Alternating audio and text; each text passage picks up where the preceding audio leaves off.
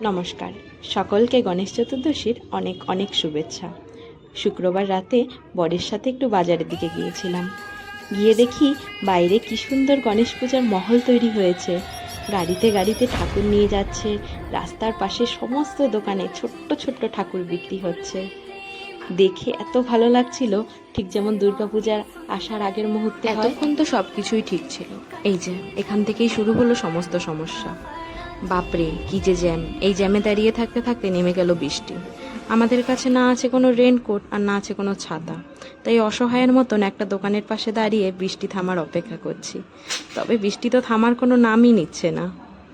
আমার ঠান্ডা লাগলে ছেলেটারও ঠান্ডা লাগবে, এটা ভেবে বৃষ্টিতে ভিজে যাওয়ার সাহসও পাচ্ছি না। তাই দীর্ঘ 2 ঘন্টা অপেক্ষার পর বৃষ্টিটা একটু কমলে ঝিরিঝিরি বৃষ্টিতে বাধ্য হয়েই ভিজে আসতে হলো।